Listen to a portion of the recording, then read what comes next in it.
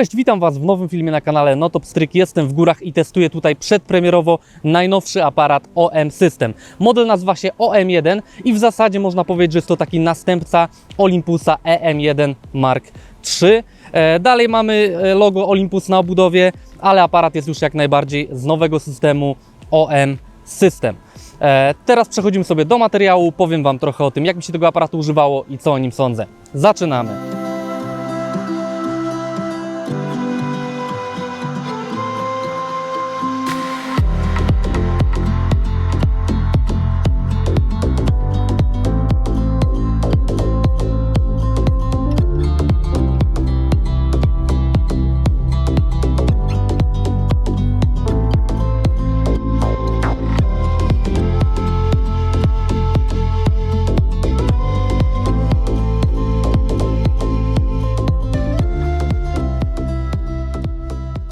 Aparat z pozoru wygląda podobnie do EM1, ale w zasadzie jest to zupełnie nowy korpus. Z jednej strony obudowa jest całkowicie nowa, na nowo zaprojektowana i wnętrze też jest nowe. Tutaj naprawdę ciężko znaleźć jakieś rzeczy, które nie zostały poprawione. Aparat jest bardzo zaawansowany, mamy ogromną ilość ustawień, trybów seryjnych, filmowania, dużo funkcji specjalnych, a aparat dostałem na dosyć krótko, więc nie będę w stanie bardzo szczegółowo wszystkiego sprawdzić. W tym materiale powiem Wam ogólnie, co myślę o tym nowym aparacie, jakie wrażenie na mnie zrobił ten model, ale myślę, że w przyszłości, jeśli będziecie chcieli, to zrobimy jeszcze takie bardziej szczegółowe materiały z tym aparatem, dotyczące właśnie pracy na trybach zdjęć seryjnych, dotyczących filmowania i być może jeszcze jakichś innych rzeczy, więc jeśli chcecie, żebym coś sprawdził bardziej szczegółowo, to dajcie mi znać i pewnie będzie szansa, żebym za jakiś czas dostał ten aparat już po premierze na dłużej i wtedy bardziej tak dogłębnie mogę sprawdzić te funkcje. Teraz na tyle, co udało mi się z tym aparatem popracować, będę w stanie Wam powiedzieć ogólnie, co o nim sądzę. A używałem go w bardzo różnych warunkach, bo i wybrałem się z nim w góry, robiłem też zdjęcia ptaków na trybach seryjnych, a teraz fotografuję trochę na długich czasach, tutaj wodospady i górskie strumienie, więc myślę, że dobrze używam ten aparat, bo świetnie on sprawdza się właśnie w takiej fotografii krajobrazowej, podróżniczej, ogólnie wyprawowej. No ale nie przedłużając dalej tego wstępu, przechodzimy sobie do budowy. Tak jak Wam już powiedziałem na początku, budowa jest zupełnie na nowo zaprojektowana. Wygląda z pozoru podobnie, ale jest trochę bardziej taka obła. Te krawędzie nie są już takie ostre jak w EM1. Grip jest odrobinę większy, więc osoby o większych dłoniach będą tutaj się czuły bardziej komfortowo. Pokrętła funkcyjne, te dwa główne, teraz są one takie wtopione w obudowę. Wyglądają bardziej jak te w EM1X, bo w innych modelach Olympusa one są bardziej wyciągnięte na wierzch obudowy, są po prostu większe i chyba tamto rozwiązanie było dla mnie odrobinę lepsze, bo odrobinę po prostu lepiej było je czuć, szczególnie w rękawiczkach, natomiast tutaj jak najbardziej nie jest źle i również wygodnie da się ten aparat obsługiwać nawet w rękawiczkach. Przycisków na obudowie jest naprawdę dużo, oczywiście większość z nich można przeprogramować, więc aparat bardzo dobrze można dostosować do własnych potrzeb. Mamy tutaj 4 tryby użytkownika, więc możemy mieć zaprojektowane zupełnie inne ustawienia, inne przyciski do jakichś danych po prostu zastosowań fotograficznych, inny układ przycisków do zdjęć sportowych, inny układ przycisków do chociażby filmowania i tak dalej. Ogólnie ergonomia korpusu jest bardzo dobra. Dla mnie Olympusy zawsze były świetnie zaprojektowane pod tym względem. Wszystkie przyciski są dokładnie tam, gdzie chcę, żeby były. Mam je pod palcami. Jest też bardzo wygodny joystick do zmian punktów autofokusa. Mamy też klasyczny wybierak. Mamy główne pokrętło trybów i takie dodatkowe przyciski do zdjęć seryjnych i ustawień autofokusa wyciągnięte na tą stronę obudowy. Mamy oczywiście wejście na słuchawki, na mikrofon. To na pewno przyda się podczas nagrywania filmów. Mamy też USB-C, które może służyć do ładowania baterii i też możemy pracować na stałym zasilaniu. Tutaj jedna uwaga, musimy mieć dosyć mocnego powerbanka albo zasilacz, musi on mieć minimum 27 W. Mamy też port micro HDMI, trochę szkoda, mógłby być większy port HDMI, bo zawsze jest on bardziej niezawodny, ale w zestawie też otrzymamy do aparatu taki specjalny uchwyt, który można tu zamocować, żeby sobie tego kabla nie uszkodzić i go gdzieś nie wyrwać podczas filmowania. Jeśli jeszcze mówimy o zasilaniu aparatu, to mamy tutaj zupełnie nową baterię. Bateria nazywa się BLX1, wygląda w taki sposób. Jest ona odrobinę bardziej wydajna od poprzednika. Według standardów i specyfikacji zrobimy około 500 zdjęć i około 1,5 godziny filmu w 4K, ale w praktyce jesteśmy w stanie robić znacznie więcej zdjęć. Ja myślę, że bez problemu 1000 albo nawet 1500 zdjęć zrobimy na jednym naładowaniu. Ja wczoraj w trybie seryjnym zrobiłem prawie 3000 zdjęć i bateria dalej miała około 60%, więc to wszystko zależy od tego, jak pracujecie. W zestawie zestawie niestety nie znajdziemy ładowarki zewnętrznej, mamy tylko zasilacz na USB-C do ładowania baterii, ale jest dostępna opcjonalna ładowarka na 2 baterie, którą możemy sobie dokupić. Jeśli chodzi o pamięć, mamy 2 sloty i obydwa są w szybkim standardzie UHS-2, to jest na pewno dobra rzecz. Mamy tutaj zupełnie nowy wizjer, ma on 5,7 miliona punktów, jest wyraźny, duży, nie mam do niego żadnych zastrzeżeń, jakoś specjalnie nie szumi ani nie smuży. Też w tych trybach zdjęć seryjnych, tych najszybszych, mamy zerowy blackout, więc świetnie nadaje się do fotografii jakiejś sportowej, dzikiej przyrody. Cały czas możemy śledzić na przykład jakiegoś lecącego ptaka i nie mamy po prostu czarnego obrazu przez chwilę w wizjerze, więc to jest świetna rzecz i wizjer to jest duże usprawnienie i taka rzecz, którą naprawdę ja odczuwałem, że to jest zdecydowanie lepsze niż wcześniej. Mamy też najprawdopodobniej nowy ekran, ma on 1,6 miliona punktów, jest wyraźny, ostry, dotykowy, tutaj powiedzmy jest to standard i nie mam do niego żadnych zastrzeżeń. Ekran jest oczywiście na przegubie, co podczas filmowania bardzo się przyda.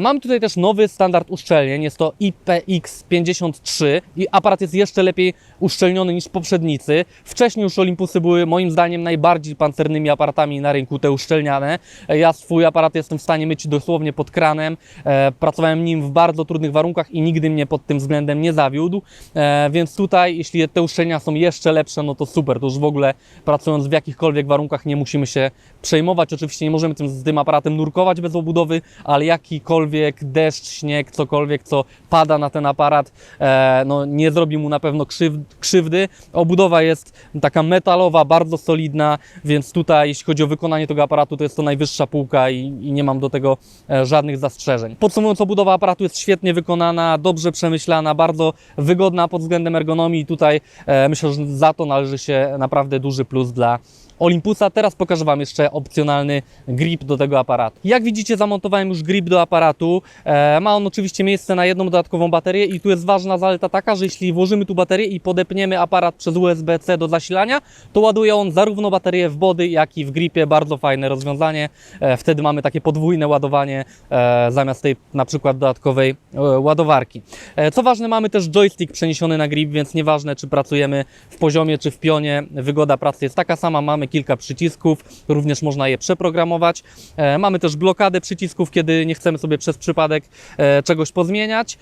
No i na pewno ten grip przyda się w przypadku też filmowania, bo wtedy aparat jest trochę cięższy i bardziej stabilny. Kiedy nagrywacie filmy z ręki, to grip naprawdę potrafi pomóc. No i oczywiście do zdjęć pionowych, więc fajnie, że ten grip się pojawił. Jest on wygodny, duży, również uszczelniony i dobrze wykonany i myślę, że warto, jeśli często pracujecie w pionie albo kręcicie filmy, taki dodatkowy grip sobie dokupić. Przechodzimy sobie teraz do wnętrza aparatu. Mamy tutaj zupełnie nową matrycę i procesor. Matryca dalej jest 4/3, dalej ma 20 megapikseli, ale jest wykonana w zupełnie nowej technologii.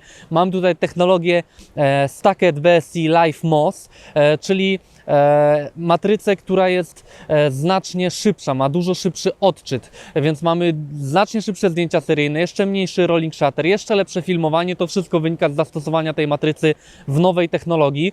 Jeśli chodzi o samą jakość zdjęć, mamy tutaj trochę większą rozpiętość tonalną, trochę mniejsze szumy i ogólnie jakość zdjęć jest lepsza, natomiast nie chcę tutaj jakoś bardzo mocno wypowiadać się o jakości zdjęć z tego aparatu, dlatego że dostałem go przed premierą i jeszcze Lightroom nie czyta RAW-ów z tego modelu, więc mogę obejrzeć tylko JPEG-i, które jak wiadomo są odszumiane, są obrabiane przez aparat, więc ciężko tutaj ocenić, na ile ta różnica w jakości jest w tym modelu w stosunku do chociażby M1 Mark III.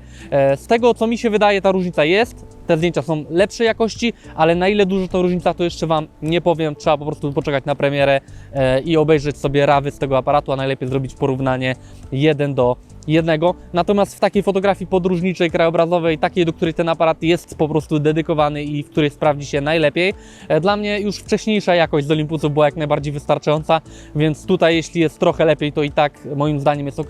Oczywiście to nie jest aparat do wszystkiego, ale do takiej fotografii, o jakiej tutaj mówię, nadaje się po prostu świetnie i przede wszystkim te funkcje dodatkowe, o których powiem Wam zaraz, robią tutaj bardzo dużą różnicę i dają ogromne możliwości. To, że mam tutaj nową matrycę, to umożliwia też krótszy czas synchronizacji przy pracy z lampami błyskowymi i z migawką elektroniczną. Najkrótszy czas tutaj to jest 1/100 sekundy, więc jeśli pracujecie w studiu i chcecie używać migawki elektronicznej, to jest to na pewno również zaleta.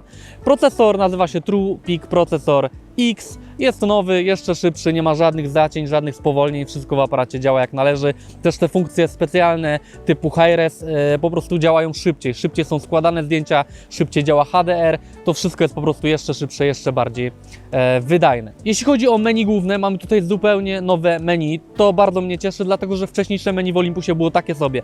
Było dosyć skomplikowane i wymagało naprawdę dłuższego przyzwyczajenia.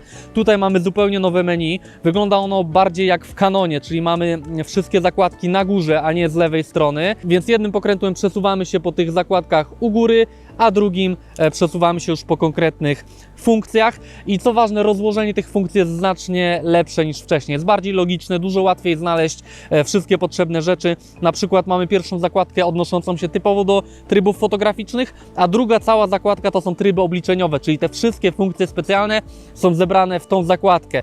Bardzo fajnie, wcześniej one były porozrzucane po menu w różnych miejscach, teraz mamy to zebrane w jednym miejscu. Mamy też osobną zakładkę do trybu filmowego, osobną do trybów autofokusa i tak dalej. Mamy też oczywiście moje menu, więc możemy sami wybrać sobie tutaj funkcje, jakie znajdą się w tej zakładce i te najczęściej używane sobie tutaj zebrać. Jedyne, co mi się nie podoba, jeśli chodzi o menu główne, to że dalej nie ma obsługi dotykiem menu. Ekran jest dotykowy, możemy zmieniać punkty autofokusa, możemy przeglądać zdjęcia dotykowo, chociaż nie ma wielodotyku, jest tylko jakby jeden punkt dotyku. Możemy obsługiwać też menu podręczne dotykowo, ale menu głównego nie. Nie podoba mi się, już ostatnio w jednym filmie narzekałem na to, że producenci unikają niestety tego dotykowego menu. Moim zdaniem to już powinno być zrobione, ale i tak bardzo mnie cieszy, że to menu główne w tym aparacie jest dużo lepsze, dużo bardziej przejrzyste. Jeśli chodzi o menu podręczne, również jest ono trochę usprawnione, wygląda po prostu lepiej, mamy większe czcionki, na górze mamy bardzo logicznie zebrany czas naświetlania, przysłonę ISO w jednej linii oraz tryb fotografowania, a poniżej mamy już wszystkie inne takie funkcje, które używamy po prostu najczęściej, typu zdjęcia seryjne, balans bieli i tak dalej, i tak dalej. Tu mamy po prostu wszystkie te funkcje, które najczęściej używamy podczas fotografowania. Nie musimy szukać ich w tym menu głównym, tylko klikamy OK. Wszystko mamy w menu podręcznym i już tutaj możemy dotykowo wybierać sobie te konkretne funkcje i je zmieniać. Też jest to fajna rzecz, kiedy chcemy zobaczyć, jak aparat dokładnie jest ustawiony. Jednym rzutem oka widzimy po prostu dokładnie, jakie parametry i jakie ustawienia są w aparacie. Więc tutaj, jeśli chodzi o obsługę, o menu główne, uważam, że te usprawnienia poszły w bardzo dobrym kierunku. Nowa matryca, nowy procesor, to na pewno na plus. Teraz kilka słów o funkcjach specjalnych, które są w tym aparacie. Pierwszą, powiedzmy, funkcją specjalną, może nie jest to taka typowa funkcja specjalna, ale jest stabilizacja na matrycy, która zawsze w Olympusie była świetna, ale teraz działa jeszcze lepiej. Ja naprawdę nie wiem, jak to jest robione, ale no, stabilizacja w tym aparacie zrobiła na mnie ogromne wrażenie. Oczywiście ona synchronizuje się również ze stabilizacją w obiektywach Olympusa, więc kiedy założymy na przykład obiektyw 12-100, który ma stabilizację optyczną, to działa ona jeszcze sprawniej. I powiem Wam tyle, pokażę Wam tu zresztą zdjęcia. Wczoraj byłem w stanie zrobić bez problemu ostre zdjęcie na 13 sekundach z ręki. Zimą, w nocy, przy dużym wietrze, zamieci śnieżnej, w ciężkich warunkach robiłem po prostu tutaj na granicy w jednym z miast po czeskiej stronie zdjęcia nocne sobie, takie po prostu testowe i byłem w stanie na 13 sekundach robić ostre zdjęcia z ręki. 8-10 sekund nie stanowiło najmniejszego problemu, więc no jest to po prostu niesamowite. No tutaj nie da się nic więcej o tym powiedzieć. Teraz mam ze sobą aparat, robię zdjęcia na długim czasie wody i nie używam statywu. No kiedyś to było nie do pomyślenia. Do takich zdjęć z rozmytą wodą na długim czasie konieczne były dwie rzeczy: filtr gęsty, szary oraz statyw. Teraz nie muszę zabierać ani jednego, ani drugiego, bo stabilizacja jest w stanie mi zastąpić statyw, a mamy tutaj też wbudowane cyfrowe filtry szare. Wcześniej maksymalnie to było w Olympusie do ND32, teraz jest do ND64, więc przy takich warunkach, jakie mam dzisiaj, jestem w stanie fotografować z użyciem tego filtra szarego, z użyciem stabilizacji po prostu z ręki i jest to dużo szybsze i wygodniejsze. Jest tutaj też bardzo ciekawa funkcja, która pomaga wykonywać te zdjęcia.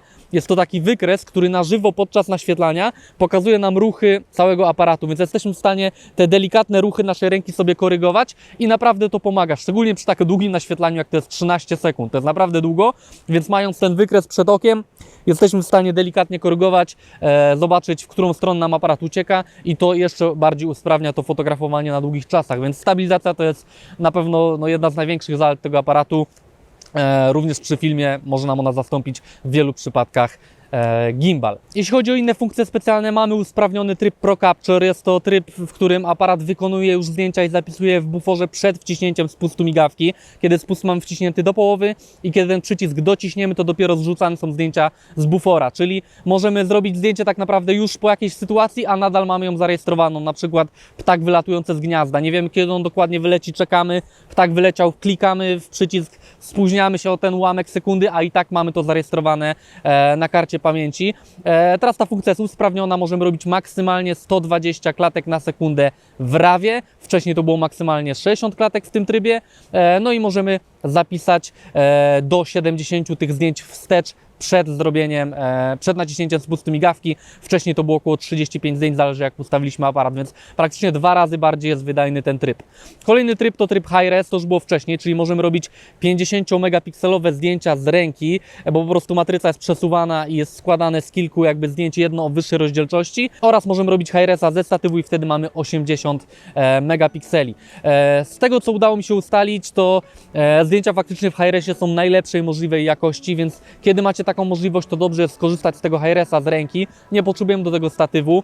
High Res jest składany dosyć szybko, zdecydowanie szybciej niż wcześniej, przez to, że jest ten nowy procesor i też możemy mieć go tutaj przypisanego pod jeden przycisk na obudowie, nawet domyślnie są tu przypisane, czyli klikamy jeden przycisk, robimy High Resa, klikamy, mamy już normalny tryb, nie trzeba gdzieś tego szukać w ustawieniach, więc kiedy robimy jakieś zdjęcia krajobrazowe, kiedy nie mamy ruchu w kadrze, bo kiedy jest ten ruch dosyć szybki, no to High Res tego dobrze nie złoży, natomiast kiedy nie mamy jakiegoś większego ruchu w kadrze, robimy jakieś krajobrazy, jakieś zdjęcia statyczne, warto z tego korzystać, bo nie dość, że mamy tą wyższą rozdzielczość, to jeszcze mamy większą rozpiętość tonalną, mniejsze szumy i ogólnie najlepszą możliwą jakość obrazu, więc za ten rozbudowany tryb High Res również należy ten aparat na pewno pochwalić. Oczywiście w tym aparacie jest jeszcze mnóstwo innych funkcji specjalnych, o których ja już nie będę mówił, bo one były też we wcześniejszych modelach od Olympusa. Tutaj na górze wyświetliła się karta z filmem, tam omawiam wszystkie te funkcje po kolei, więc jeśli jesteście ciekawi, jakie inne funkcje są w tym aparacie, takie dodatkowe, to sprawdźcie sobie ten film, a naprawdę warto, bo funkcje w Olympusie są bardzo rozbudowane i bardzo przydatne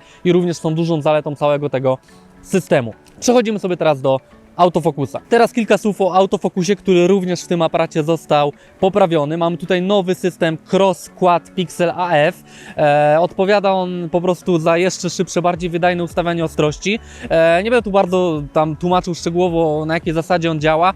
Jego zasada działania jest podobna do Dual Pixel AF w Canonie, tylko tutaj mamy 4 piksele odpowiedzialne za autofokus, tam były 2, ale jakby bardziej technicznie nie będę już tutaj się wgłębiał w ten temat. Ważne jest to, że działa on jeszcze szybciej, jeszcze bardziej wydajnie i głównie tutaj jest różnica w ciągłym autofokusie i w śledzeniu obiektów. To działa zdecydowanie lepiej niż wcześniej. Mamy ponad 1000 punktów detekcji fazy i kontrastu na całej matrycy. Też mamy dużo do wyboru tych różnych stref, nie tylko jakiś większy, mniejszy punkt, ale też możemy sobie wybrać, że na przykład mamy tylko jedną linię w poziomie punktów aktywnych, tych stref jest naprawdę dużo, a ten najmniejszy punkt jest tak malutki, że mega precyzyjnie można ustawić tą ostrość. To na pewno przyda się na przykład przy fotografii makro.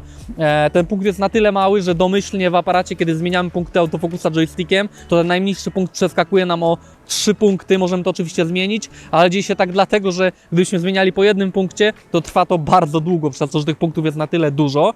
No i autofokus po prostu pracuje świetnie. Pojedynczy jest mega szybki, to już wcześniej w Olympusie było na super poziomie i tutaj nadal jest rewelacyjnie, szczególnie z obiektywami Pro, to jest moment i naprawdę no, nie wydaje mi się, żeby potrzebny komukolwiek był jeszcze szybszy pojedynczy autofokus, ale te usprawnienia w ciągłym autofokusie robią największe wrażenie. Zarówno przy filmie, jak przy zdjęciach ten ciągły autofokus działa bardzo sprawnie. Mamy tutaj też wykrywanie obiektów. Możemy wykrywać pociągi, samochody, ptaki oraz psy i koty lub ogólnie ssaki, bo to też działa na inne po prostu zwierzęta. I to wykrywanie testowałem na ptakach, działa naprawdę świetnie. Momentalnie aparat rozpoznaje ptaki w kadrze, ustawia ostrość na ptaka, a potem na jego głowę, co jest świetne, bo praktycznie zwalnia nas z szukania tych punktów autofokusa, ustawiania ich, tylko skupiamy się na kadrze i wciskamy spust migawki, a autofokus robi robotę za nas. Możemy też wybierać konkretnego, powiedzmy już ptaka, jeśli trzymamy się tych ptaków. Kiedy wybierze nam, kiedy mamy kilka ptaków w kadrze, aparat zaznaczy nam wszystkie i punktem autofokusa możemy wskazać mu, który ptak jest dla nas najważniejszy i zawsze ostrość będzie śledzona na tym obiekcie, który jest najbliżej punktu, wybranego punktu AF. Więc mamy wpływ na to, na jaki obiekt będzie ustawiana ostrość, kiedy tych kilka obiektów jest wykrywanych w kadrze i to działa naprawdę rewelacyjnie. Tutaj zrobiło to na mnie bardzo duże wrażenie i przy takiej fotografii dzikiej przyrody, no to jest ogromna zaleta po prostu tego aparatu. No i też oczywiście, kiedy mamy to śledzenie, kiedy zablokujemy sobie tą ostrość na tym konkretnym obiekcie, to cały czas jest on śledzony. No i też tryb zdjęć seryjnych jest w tym aparacie rewelacyjny. Przejdziemy sobie do tego zaraz, więc razem ten tryb seryjny z tym ciągłym autofokusem sprawia, że jest to po prostu rewelacyjna maszyna do robienia zdjęć sportowych czy zdjęć dzikiej przyrody. Również zostało tutaj poprawione wykrywanie twarzy i oka. Tutaj pokażę Wam taki krótki filmik, gdzie po prostu śledzona jest moja twarz i oko i działa to bardzo sprawnie, na pewno trochę lepiej niż było to do tej pory. Teraz przechodzimy do trybu zdjęć seryjnych i jest to trzecia rzecz po stabilizacji i ciągłym autofokusie, która zrobiła na mnie ogromne wrażenie w tym aparacie. Bo tryb seryjny, no, to jest coś, czego nie było w żadnym aparacie na rynku do tej pory, takiej prędkości zdjęć. Po pierwsze mamy standardowe tryby zbliżone do tego, co było wcześniej, czyli mamy do 10 klatek z autofokusem, z migawką mechaniczną. Teraz może usłyszycie, jak to brzmi. Oraz do 20 klatek na sekundę z migawką elektroniczną i autofokusem. Oczywiście mówimy tu o RAW-ach. I to są już liczby, które robią bardzo duże wrażenie. W tych trybach niestety mamy blackout. Nie jest on duży, ale przez chwilę nie widzimy po prostu obiektu na ekranie i może to utrudnić pracę przy właśnie takich bardzo ruchliwych obiektach. Ale gdybyśmy przy tym zostali, to już byśmy powiedzieli, że ok, ten aparat jest szybki, robi wrażenie, jeśli chodzi o zdjęcia seryjne. Ale to nie jest to, co zrobiło na mnie największe wrażenie, bo mamy jeszcze dwa dodatkowe tryby. SH1 i SH2. I uwaga, w trybie SH1 ten aparat robi 120 rawów na sekundę. Tak, 120 rawów, no to jest praktycznie film. I w tym trybie mamy ostrość zablokowaną tylko na pierwszą klatkę, czyli aparat nie śledzi ostrości, ale nie mamy tutaj blackoutu. Zupełnie nie mamy blackoutu, widzimy cały czas, co się dzieje w wizjerze. Natomiast jeszcze ciekawszy jest drugi tryb, bo mamy w nim 50 rawów na sekundę, bez blackoutu, z ciągłym autofokusem, który daje sobie w tym trybie radę.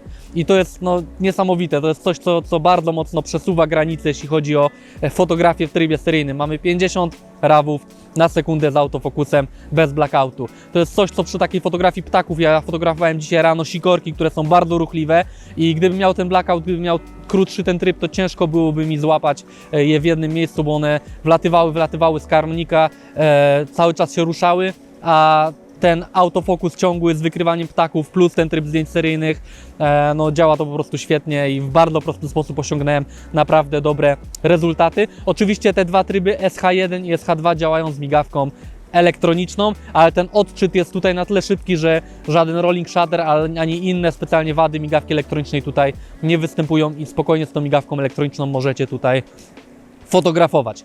Kolejna kwestia to bufor. Bufor jest na około od 90 do 160, 170 rawów, to zależnie od trybu, jaki wybierzecie. Bufor jest szybko zwalniany, oczywiście musicie do takich zdjęć zastosować bardzo szybką kartę pamięci. No i też widzimy na ekranie, ile nam zdjęć zostało w tym buforze, więc kiedy fotografujemy, widzimy, jak te zdjęcia nam schodzą i potem z powrotem są wrzucane na kartę, więc ten bufor znowu nam wzrasta, więc fajnie, że cały czas mamy nad tym kontrolę, widzimy, ile tych zdjęć nam tam w buforze zostało. Ważna informacja, przy tym trybie SH2 nie wszystkie obiektywy są obsługiwane, bo musi to być po prostu bardzo szybki system autofokusa w obiektywie, że on był w stanie z taką prędkością tą ostrość zmieniać, ale najważniejsza informacja jest taka, że te główne woły robocze, czyli obiektywy Pro typu 12-40, 40-150, 12-100, 300 i 150-400 obsługują ten tryb, więc jeśli używacie tych obiektywów, to nie będzie z tym problemu, a i tak do takich zdjęć wybierzecie któryś z tych szkieł, więc jest to jakieś ograniczenie, ale jest to zrozumiałe, bo faktycznie ten tryb jest bardzo wydajny. Więc jeśli chodzi o tryb seryjny, to tyle, robi on na mnie ogromne wrażenie i na pewno trzeba to tutaj bardzo pochwalić w tym aparacie. Przechodzimy sobie teraz do trybu wideo, więc zobaczycie obraz już z tego nowego aparatu.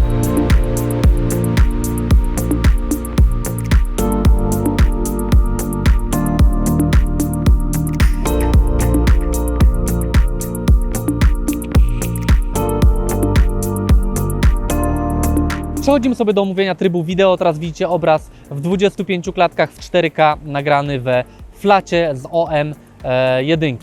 Jeśli chodzi o tryb wideo, został on naprawdę dobrze usprawniony. Mamy teraz do 60 klatek w 4K oraz Cinema 4K.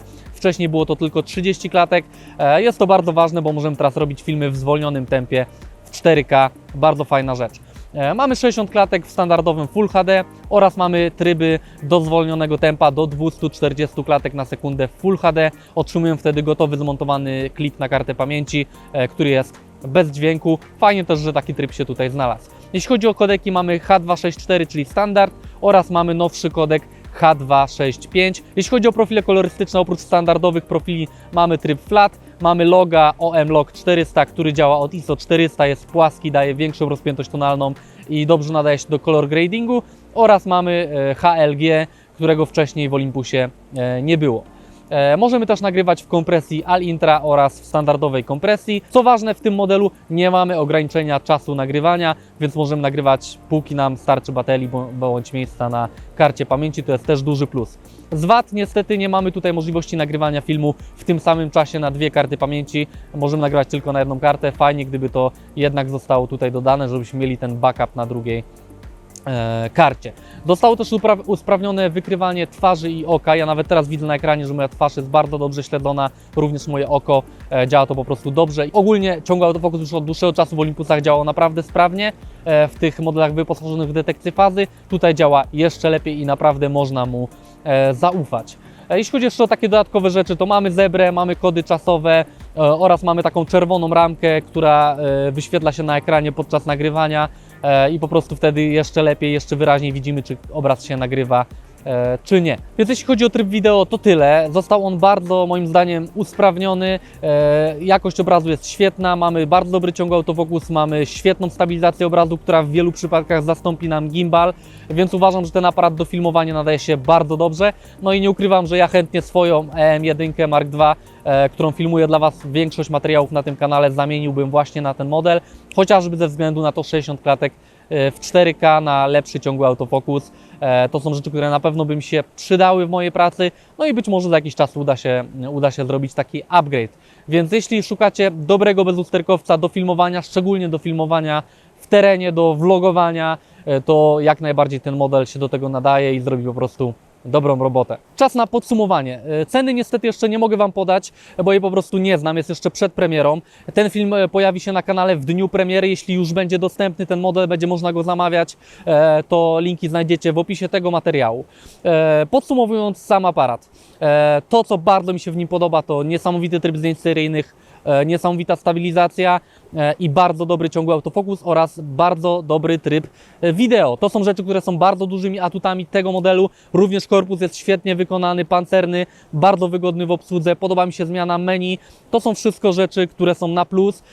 Można się przyczepić tak naprawdę do kilku pierdół w tym aparacie, ale to nie są jakieś ważne rzeczy. O jakości obrazu za dużo Wam nie powiem, bo tak jak mówię, do tej pory widziałem tylko JPEGi. Powiem Wam tyle. Jeśli do tej pory w Waszej pracy sprawdzały się matryce 4/3, to również tutaj będzie po prostu jeszcze trochę lepiej i również ten aparat będzie dla Was świetnym wyborem. Bardzo mnie cieszy, że ten aparat jest faktycznie nowy, bo do tej pory było tak, że aparaty były po prostu trochę odświeżane przez ostatnie 2 lata i tych różnic nie było za dużo. Dostawaliśmy po prostu trochę usprawniony model, a tutaj czuć, że to jest zupełnie nowy aparat. Nowe menu, nowy procesor, nowa matryca, bardzo usprawnione wszystkie najważniejsze rzeczy w aparacie i czuć, że to jest zupełnie nowy model i to mnie bardzo cieszy i oby tak dalej. Uważam, że jest to świetny początek, jeśli chodzi o OM system i ten model jest naprawdę warty polecenia. Jeśli fotografujecie szczególnie krajobrazy, podróże, jakieś zdjęcia przyrodnicze, no to na pewno świetnie Wam on się sprawdzi. Dajcie mi znać w komentarzach pod tym materiałem, co byście chcieli, żebym w tym aparacie sprawdził bardziej szczegółowo, kiedy już dostanę go na jakiś dłuższy czas. No i widzimy się w kolejnych filmach. Zasubskrybujcie ten kanał, sprawdźcie mojego Instagrama. Widzimy się niedługo. Do zobaczenia. Cześć!